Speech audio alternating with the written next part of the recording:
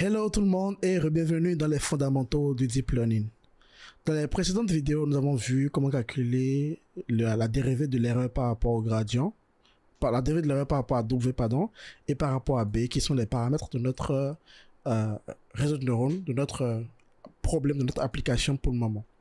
Alors, ici, on a pu le calculer, on a calculé le gradient, la dérivée. On voit qu'on a vu bien sûr que la forme de la dérivée doit être la même que celle de W initial. Ok, vous voyez, le W initial, il avait une forme de 3,1 et le gradient de W ici a une forme de 3,1 aussi également. B, c'est juste un nombre. Et B également, c'est juste la dérivée de B, la dérivée de l'erreur par rapport à B, c'est un nombre aussi. Donc voici ce que nous allons faire. Ici, nous allons voir enfin comment modifier W et B. Donc si j'affiche les paramètres, vous voyez, on a W et B dans les paramètres. Quand j'affiche les gradients, bah, on verra la dérivée en fait. Oh, alors ça, il faut que je le sauvegarde. Appelons ça grades. Appelons ça grades comme ceci. Et du coup, on va l'afficher après. Voilà. Et donc du coup, on a le gradient ici également aussi. Vous voyez? Donc, ici, il faut que je revienne au tableau ici pour vous montrer quelque chose de très intéressant. Alors, nous avons un W et nous avons la dérivée de L par rapport à W. Ok? Donc, nous savons déjà que le prochain W doit être égal au W précédent moins DL DW. Alors, si c'est W1, c'est pareil, et ainsi de suite. Pourquoi moins? Parce que on a dit quoi? On a dit que lorsque la dérivée est positive, donc lorsque la dérivée est positive, ça veut dire qu'un petit changement en W, on a augmenté le W légèrement et la dérivée a augmenté. Donc la dérivée par rapport à l'erreur, elle est positive. Donc du coup, il faut diminuer W. Si une petite variation de W fait que la variation à la sortie, le taux de variation est négatif, ça veut dire qu'il faut justement augmenter W pour réduire l'erreur. Ok?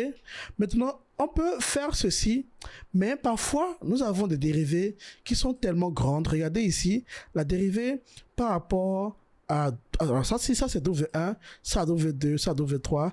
La dérivée par rapport à W2 est tellement grand que si on doit modifier 18, et on fait 18 moins ceci, ça reste énorme.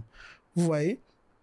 Donc du coup, on va se rappeler de la première chose qu'on avait vue ici. On avait vu que dans le fait de bouger W, il faut réduire le pas. Si on veut quand même garder un paramètre de la dérivée et réduire le pas, il faut qu'on introduise un paramètre ici qu'on va appeler alpha, qui est le pas, qui est le learning rate. Ok? Donc ce qui fait que on peut toujours prendre qu'une partie de la dérivée pour modifier W. Donc, ça nous permet de ne pas faire des modifications trop grandes. Donc, imaginons qu'on a un W qui est égal à 3 et la dérivée de l'erreur par rapport à W est égale à 5. Donc, c'est une dérivée très positive. Donc, du coup, si on devrait calculer ça sans le pas, ça nous ferait que le nouveau W serait égal à 3 moins 5, ce qui nous fait moins 2. Donc, on est passé de 3 à moins 2. On a diminué W. C'est un trop gros, c'est une trop grande variation, ok? Il se peut que entre 3, alors, si on faisait un graphe comme ça, on aura moins 2 ici, moins 1, 0, 1, 2, 1, 2, 3. Vous voyez? De là à là, il y a plusieurs W qui peut avoir des minimums, en fait. Ok? Donc, du coup, on va introduire un paramètre, ok? Imaginons qu'on prenne le pas de 0,01 comme d'habitude. Ok? Du coup, ça ferait 3 moins 0,01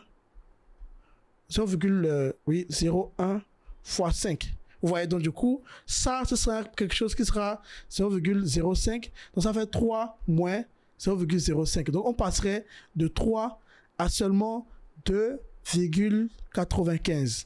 Vous voyez, donc du coup là, on est en train de diminuer l'erreur, mais on va mollo, étape par étape. Donc du coup, nous allons écrire le code pour ça ici, et c'est ça même l'essence du gradient descent.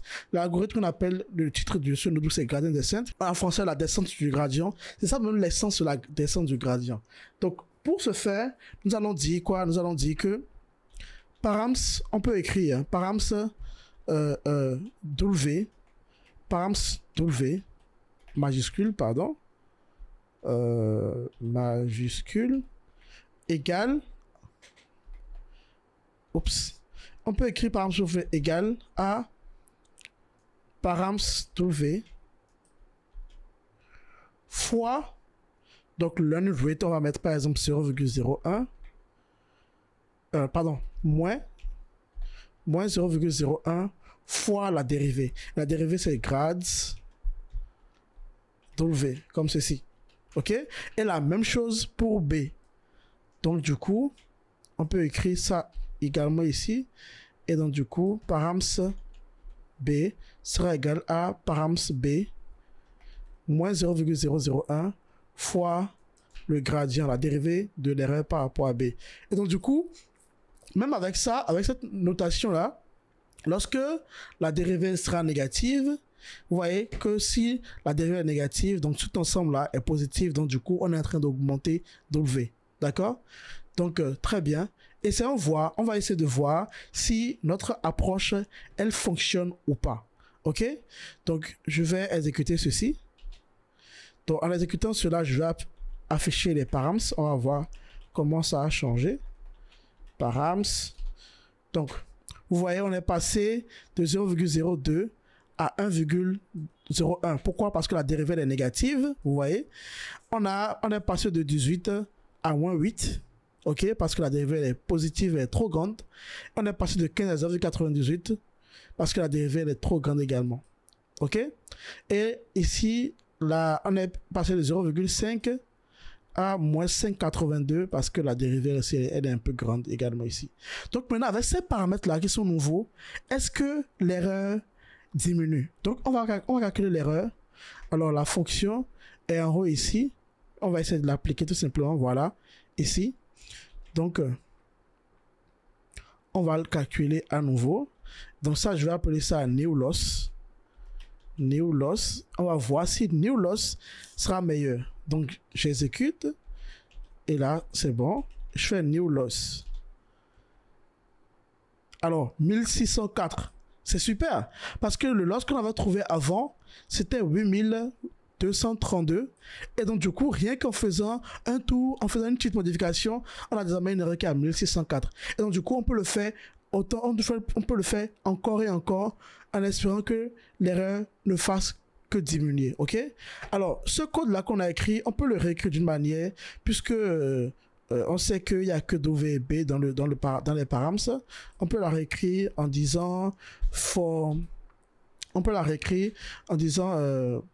W ou bien pour P in params. Donc déjà pour P in params, 2 points. Si je fais alors je vais effacer ceci. Donc faire P in params, si je fais print params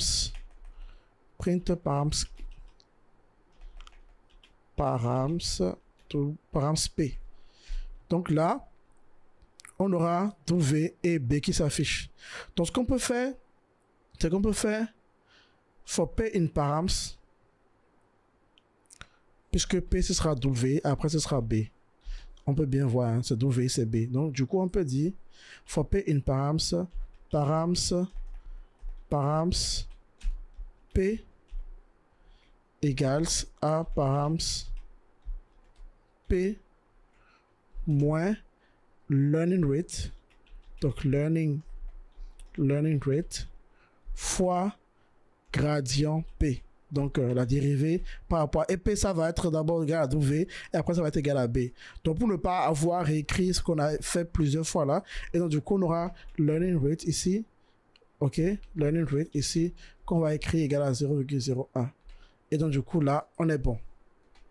Ok, donc voilà comment on modifierait les paramètres pour que désormais l'erreur diminue.